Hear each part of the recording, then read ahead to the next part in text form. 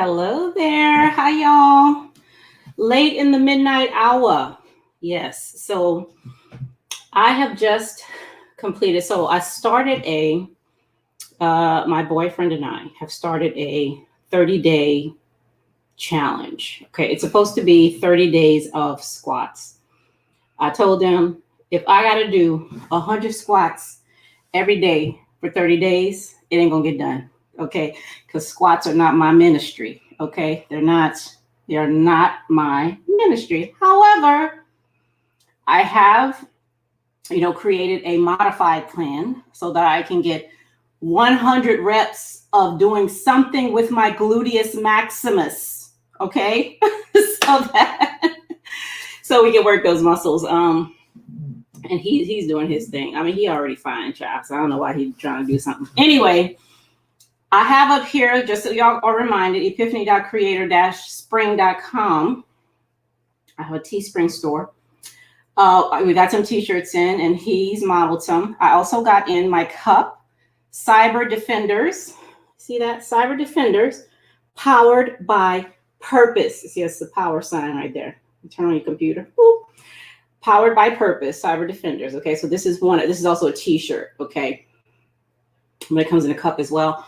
So y'all go ahead and get your cups and your t-shirts and all that stuff. Okay, for your cyber defense gear. Now, what I do see is I'm going to go back on and I'm going to make this a little bit bigger for the cup. Okay, but yeah. So y'all go ahead and go to level up and think like a defender. Okay. Yes, ma'am. Yes, sir. All right. So what are we talking about today? So what I want to quickly just go over, I know it's late. Y'all need to be in a bed asleep, especially if you got work tomorrow. Diversity, inclusion, and equity. Now, I don't, some of those things I don't like. I don't like the word inclusion. I don't like that because inclusion implies that number one, you are excluded. And number two, somebody has the power to include you.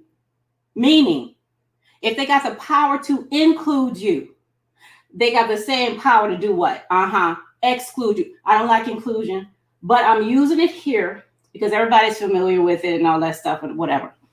But let me just tell you. So I did another thing on my other, what's the name of my other channel there? Everyone Deserves an Epiphany. Okay. I did something over there, where I talked a little bit about diversity and inclusion and stuff. So, and with this 30-day squat thing that I'm doing, when it comes, now there's a lot of talk about diversity and inclusion in cybersecurity because we know the milk is mighty white when it comes to, leadership positions and stuff in the cybersecurity field. That's just it is what it is. That's not a judgment. That's not a whatever. If you got eyes, then just see. Okay, that's all. That's what we're talking about here. Now, oh hi, Samri Bliss. How are you? Thank you so much for being here. So what we're talking about here is we're not talking about a numbers game. Because a lot of times when it comes to diversity and inclusion programs and all this other stuff, and I wrote a whole article on LinkedIn about how diversity and inclusion programs are purposed to keep the status quo. That's what it's about. It's not about making nothing, it's about keeping the status quo. Yeah, we can get more gays and lesbians and blacks and people of color and BIPOC and all that stuff. We can get them in here, okay? Just say we got them, but they can't go no further than this right here. Okay, that's all that's about. Okay, and I'm gonna believe that until you show me different, because what I've seen so far, like that's what it is. All right, now let me tell you when you have an actual D&I process program in place. Let me tell you what that is. Okay, that you are on the right road to taking advantage of the money that's on the floor when you have diverse people around, but you're not putting them in positions of leadership and decision making. Okay, When you are ready and when you are actually picking up all that money off the floor, you're going to know it because it's going to hurt. It's going to hurt. When you really have a DDI program in place, okay, what that means is you're not just hiring this lady because she 3 minorities wrapped in one. She a lesbian, a vet, and she black. No. Okay. That it's not about numbers. It's not about that at all. Okay. When you and your leadership are making decisions that hurt, that's how you know you got a good thing in place. Now let me tell you what that's like. I was in the Army. Hey, NC worker, how are you? So glad to see you here. I was in the Army. Okay, I went into the Army right out of high school. Okay. I just wanted money for school. Look, my mama, she did the best she could, but she was not able to send me to college and do the stuff that I wanted to do. Okay. So I chose the military, to help me to get to where I wanted to get my degrees and all that, because I love school. I made a decision, okay, to go into the military. With that decision came a lot of shit that hurt. Okay, a lot. Number one, PT. Y'all know what PT is? Anybody out here been in the military? Physical training. Every damn morning. PT. I'm talking boot camp. Okay, even before we got the boot camp, not AIT. What the hell is that thing called? The MEP station, all that stuff. Okay, that hurt. Why did it hurt? Because I made a decision that I was going to join the military and I was going to go through what I needed to get through to get what I wanted to get, which was help going to school and a degree that I didn't have to, my mom didn't have to come out the pocket for none of that. All right. That was a decision. How I know it was a decision? Because it hurt. That's how I know. Okay. Listen, some of y'all out there made the decision to get married. Okay. How you know you made that decision? That shit hurt. Or all kind of levels. All right. And this is why I say this, because what tends to happen is we feel like if we just,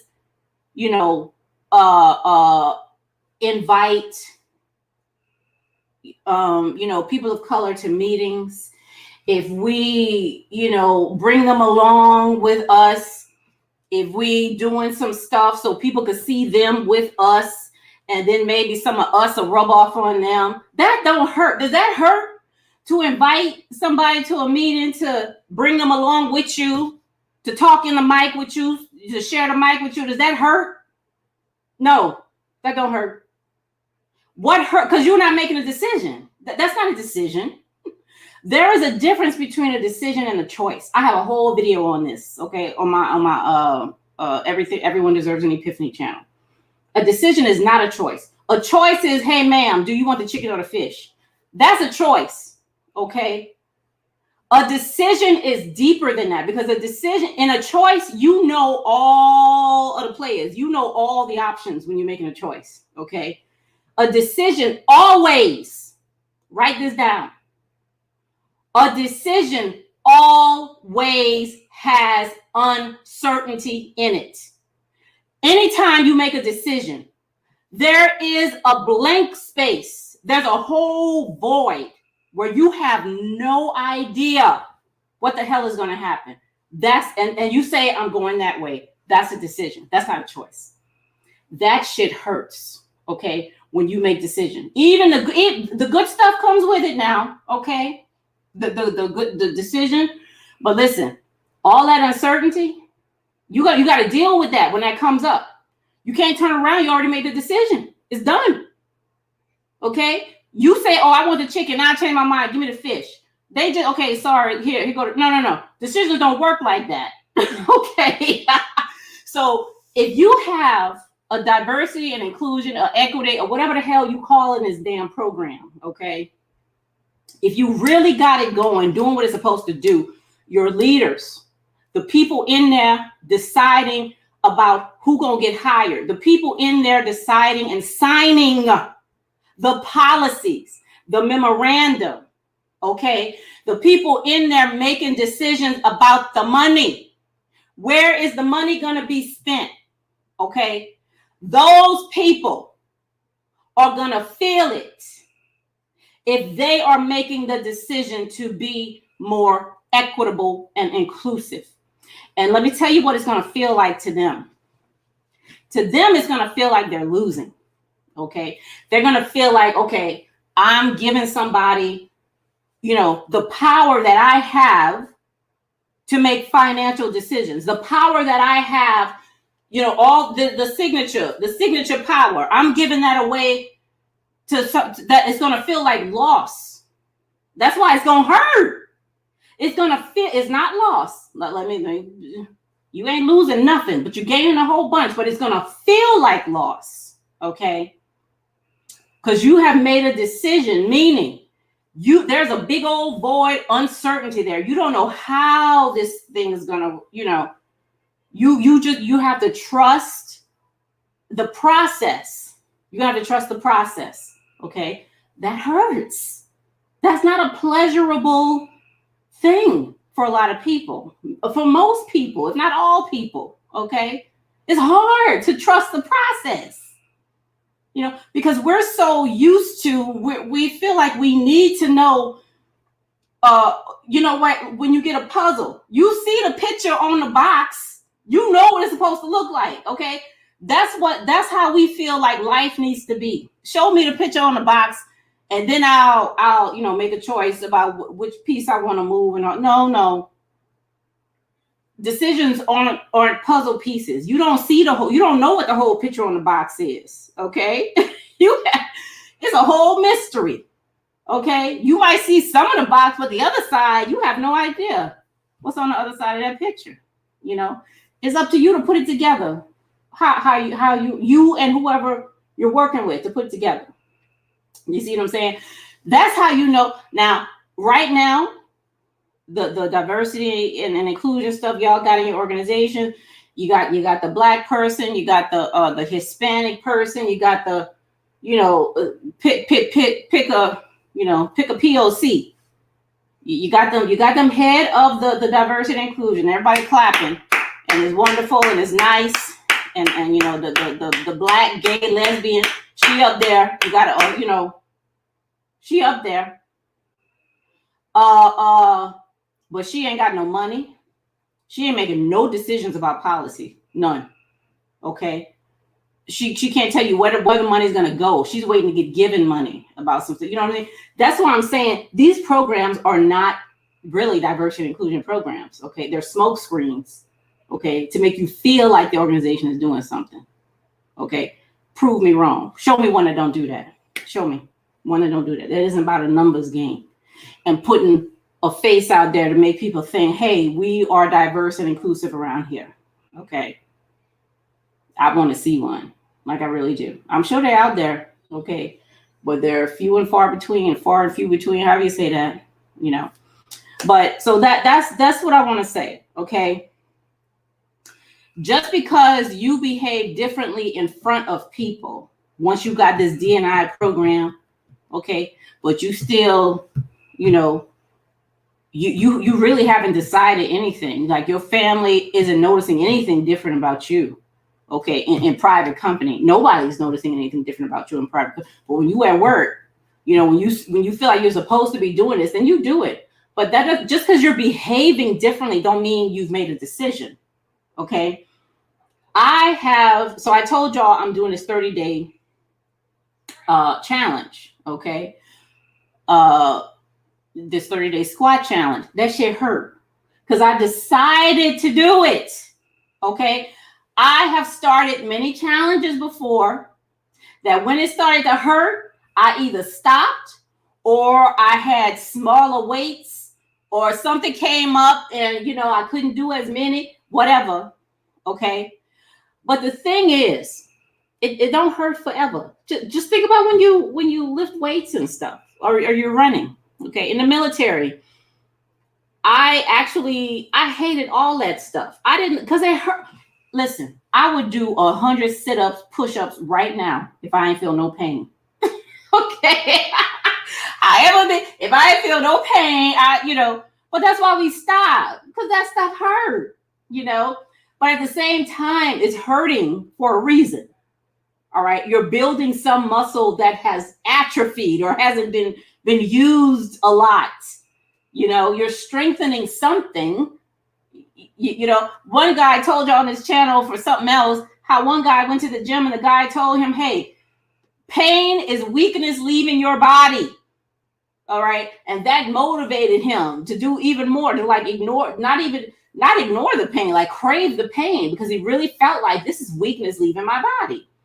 So pain serves a purpose. Okay. Even when it comes to DDI programs, diversity, inclusion, and all this, in cybersecurity, it serves a purpose, and listen, let me tell you something. It does not just hurt for the people in power.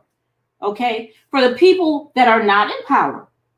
If you ain't feeling no pain, okay, you ain't doing it either. You can't sit back and wait for the white man to do all the hurting and the working and all that so that you can move in to that position. No. It don't work like that. You got to make some decisions too that are going to hurt. Okay, they're going to hurt. You understand? Okay, because we all have to come to an understanding, a more, how do you say that? A more accurate understanding about what's going on here. Okay, about this black and white story that we're telling, that ain't true. It's going to hurt, I'm telling you, for everybody all around. But if we're all going to grow and grow together, okay, then we all got to hurt together, to get to where we're trying to get to. All right. Okay. That's my PSA for today. All right. On diversity and inclusion and cyber security. If you're not on my LinkedIn, get on my LinkedIn, because that article is there. It's called The Racism Inherent in Diversity and Inclusion Programs. Okay. Is right there on the page. Okay. And I have an alternative to DDI programs. Okay. And I talk about what we can absolutely 100% do. Okay. To get there and then beyond. All right. Y'all got a whole guru on this channel. I don't know if you knew it, but you know it now. Thank you, NC Worker. Thank you, Samri, for being here. I appreciate y'all. If you're not subscribed to the channel, please do. There's a lot of good stuff that comes out over here. All right. So I will see y'all later. Have a good night. Bye-bye.